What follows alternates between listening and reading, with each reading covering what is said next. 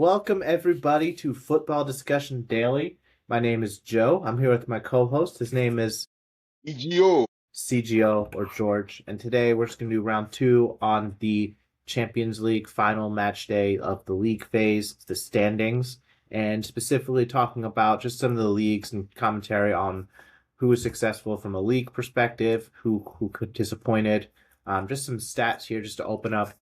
Five English teams in the top 12, or sorry, five in the top eight, six in the top 12. Other countries that had multiple qualifiers in that round. We have three or four Spanish teams, three or four Italian teams qualifying who advanced, who were not eliminated. Three or four German teams. We have two Portuguese teams qualifying, two French teams. Those are kind of consensus, the top six leagues. It'll be an exciting. We have a good mix of other countries who have solid teams, just one-offs on the group, which will be a great opportunity for them to challenge themselves against elite competition. And we have a bunch of teams who, again, who you kind of expect, and a couple of English teams who, again, probably are doing even better in the Cheltenham, in particular, doing better in the Champions League than they are in the Premier League. And just an exciting group of teams. Exciting. George, what do you think this says about just the strength of the varying leagues, and what do you think this tells us about the future of quality across the different countries? Well, I think the Champions League is really having a lot of reflection of what is happening in various leagues in Europe. If you look at, for example, the Spanish teams, are quite disappointing that the Spanish teams have not really lived up to expectation. We've seen some of them having financial issues, which has not really helped them a lot in any way. That has really reflected in the way they've been performing. Even last season, the Spanish teams, we expected so much from Real Madrid and Barcelona, though Barcelona has been trying their best to see how they can manage their financial issue. But you see, when you are not financially good or financially stable, there's a way it comes to hurt you, especially when it comes to the current football, the football atmosphere we have now. So that has really affected them, and you can see of the five teams that represented the Spanish team, only two were able to make it to the next level. One, at least they are sure of having Barcelona in the round of 16. The Real Madrid will have to play the playoffs for them to stand a chance of advancing to the round of 16. That is not good enough if you have about five teams and only two are still in contention in the competition. So, and for the Premier League have shown that truly they are the best league in Europe. They were able to gather 105 points in 48 games. That is quite impressive from the Premier League teams. And you have five Premier League teams in the top eight. So what it means is that the Premier League teams, we have five that are guaranteed playing in the round of 16. It was only Newcastle that couldn't make it into that top eight. And they will be playing the playoffs, which to me is quite remarkable because if you look at the points per match, the Premier League had 2.2 points per game, which is the highest of all the other leagues. I mean, teams from the other leagues. So for me, it's really showing us that the Premier League is number one and they are very, very dominant in Yeah, the Champions League. I think this year that's true. I mean, I think in past years, English league has had more money than other teams and did not win. I think for many years, English teams are spending the most, and Spain also won. I think there's 5 year stretch, maybe a couple of years ago, where Spain didn't lose a single knockout to non-Spanish teams, and Barcelona and Madrid were trading off. English teams have only won the Champions League. City won, Chelsea won, and Liverpool won. That's the only three in the last 10 years. Is that right? I'd say last year. I mean, Barcelona. You said Barcelona were disappointing last year. I thought Barcelona were one of the best teams in Europe last year. They got out on in a very even game. They got knocked out. That happens in Europe. A game that they probably should have won, but lost because of what I felt was very unlucky. And I do feel like they were absolutely as good as PSG on the balance of things across the entire season last season. and only one team can win, and that was PSG, and good for them. But Barcelona was quality last year. They lost on a you know what I felt was a fairly hard fought game where they outplayed, but the other team happened to score more. I do feel like some of the quality in the knockouts that Real Madrid takes a knockout a lot more seriously deep down than a group stage game, and Mbappe cares a lot more about getting knocked out by Tottenham or the Tottenhams of the world or a Sporting of the world, who they got to feel like they can go in and beat on a two-leg tie. When on a random match day 3, match day 5 of the Champions League, Real Madrid might have a little less motivation. So I think that's another interesting aspect of it that might come out of play. But like you said, I do feel like this season it is cyclical. The English teams are a lot smarter, are a lot better. While I do feel like Arsenal is a very good team, I don't feel like at the top. I feel like the absolute top teams of other leagues are absolutely as good as Arsenal. I feel like I know Arsenal and Bayern did play each other in a one-off, but I do feel like those two teams, along with Barcelona and Real Madrid, are got to be the favorites. And Arsenal right now are the favorites according to bookmakers. Yeah, the reason why I said I was a bit disappointed with the way Barcelona, I mean, disappointed with the way Barcelona did in the Champions League last season was people predicted that they would get to the final last season, considering the way they performed. But unfortunately, nobody expected Inter Milan to knock out Barcelona with the quality of players they had. But football things happen. Everyone was shocked Yep. that Barcelona were knocked out by Inter Milan. At a point in the game, it was as if Barcelona was already taking it. And before you knew it, the whole team changed. And that was how Barcelona's journey ended in the semifinals of the Champions League. Yep. Well, this season, um, let's see what they'll be able to do because the knockout stage, a lot can really happen. We all knew what happened with PSG last season.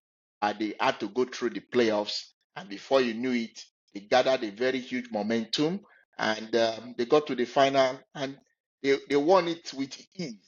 That was one of the easiest finals of the Champions League I've ever watched. Yes. So that could also happen. So we shouldn't underrate any team that is going through the playoffs. Like PSG will be playing the playoff again after they did that last season. So you can't write off any team because they are playing the playoffs. Qualifying straight to the round of 16 doesn't guarantee you anything because in football, anything can happen. Yeah, yeah, you're right. Last year's number one team, George, was who? You It remember? was Liverpool. Liverpool. And honestly, I don't feel like they did. I think their failures last year in Europe are overstated. They lost a very hard fought tie against PSG, who Yes, won the yes, entire thing. They lost on penalties in a game that could have easily gone either way. I think Liverpool, only one team can win these things. yes. And, sometimes you run into that team in the round of 16, it happens. And that's what happened to Liverpool last season. Who knows what they would have done.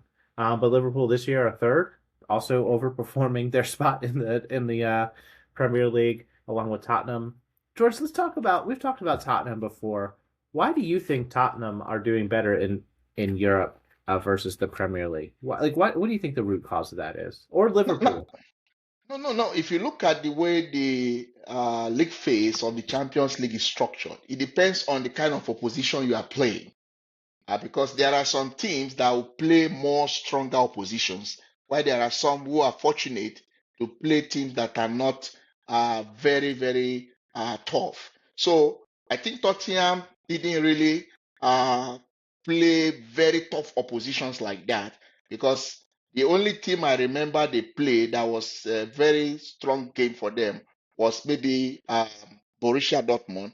And I remember in that game, Borussia Dortmund got a red card and that really impacted on the game and made Tottenham to win because Tottenham was even playing at home at the Tottenham Stadium. So it has to do with the kind of oppositions you face in the league phase. If you play teams that are very tough, then you might not have that kind of luxury of just gathering points like that. So you think So I strength of schedule is the reason Tottenham are doing better, and you feel like the the bottom of the Champions League is a bit easier than the bottom of the Premier League? For me, I think that Okay. really played a major part in this in the league phase. Because if you look at the way the league phase is, if you play a very tough opposition, then you get a very tough match and you can be Yeah. knocked out. You can imagine a team like Napoli being knocked out, they couldn't even get a playoff. That's why this new format is even much difficult than the previous format of the Champions League. You You can know, be a big team and be knocked out. a week and a half ago, I would have said Bodo Glimt was worse than Wolverhampton Wanderers, but I'm not so sure now. They beat Manchester City and Atletico in consecutive weeks to Yes, qualify, yeah, and I can't see Wolverhampton Wanderers doing that. I feel like us as fans make judgment on these teams like Kairat or Slavia Prague that we don't watch week to week, and we assume they're worse because we just don't know anything about them. But I don't. I've never watched Slavia Prague play, who are third from bottom in the Champions League. I've never watched Kairat play. I've watched a couple Champions League group stage games this season, but I do feel like as fans, it's almost impossible for us to make that judgment. And I do feel like the bottom of the Champions League is much stronger than the bottom of the Premier League. But George, I do agree with you that Tottenham, it is kind of random variance, or maybe there's also less pressure in the Champions League than there is in the Premier League week to week because Tottenham, I feel like there is pressure to get fifth and sixth in the Premier League, and there's really not that pressure to do that well in the Champions League, and younger players kind of do better without pressure. Um, Maybe that's why. Who knows? in the previous format, most times when you are in a group, most times you play home and away against a particular team. But in this format now, you don't get to play a return leg with the team you've played at home. So all those stuffs plays a very major role. Imagine you playing a strong side at home. There's that high chances if you're a good team that you win because of the support of your fans. And then imagine a situation where you are playing away against a team like Kairat. Imagine Tottenham playing that kind of a team away. The chances of them winning is high. So it has to do with playing um, um, um, just one leg. That's what you have to play in this phase. But There is George, no. I don't think us as fans can really make a judgment on Kairat versus Burnley or Wolves in terms of quality. Like we don't know because we don't watch these teams super often. I don't think you can make a judgment on the quality of team without watching them play 4 or 5 times. And I haven't watched Kairat play but once in my life, and maybe and it's just really hard for me to make a judgment and say that that's an easy fixture away at Cairo. Well, for example, if you look at Bodo Glimt, for example, Bodo Glimt, when they played the Europa League last season, I think they got to the semi-final where they played against Yeah, they Manchester did. United. When you see the team, you see that there's a kind of progression. So I'm not totally surprised with the kind of performance they put in this year's Champions League because I think they've been building something, and we can see that with their performance. Even if they are knocked out of the playoffs, for me, I think they've really made a very huge statement. And most of the players playing for them, I'm sure some big clubs might look out for them and try together, and the clubs can make very huge amount of money from that. So that's why you see most teams like Bodo Glimt, Karabakh, the players are very hungry because the Champions League is a platform for players to really showcase the talents they've got, so that the bigger clubs like Real Madrid, Chelsea, Arsenal, Liverpool can come knocking. So I think that's a very big motivation for clubs like that. Interesting. Yeah, I mean that has always been a reason. I don't feel like the format changes that. I remember watching in the old format. There were several players I saw at smaller clubs where I'm like, that guy's going places. A couple of names I remember. Liverpool played Red Bull Leipzig in like 2019, and I remember no, it was Red Bull Salzburg, and I believe that on that team, I could look at that team sheet for Red Bull Salzburg, but I believe they had Minamino, Zabazlai, Holland, who all ended up on Liverpool or in the Premier League, being in the started from the Premier Premier League. League. Yes. And Minamino didn't do very well. Let me close out today's with a couple of questions. Number one, do you feel like the Premier League dominance in the Champions League is random for this year, random variance of football? Or do you think it's actually the Premier League is that great? Do you think this is permanent?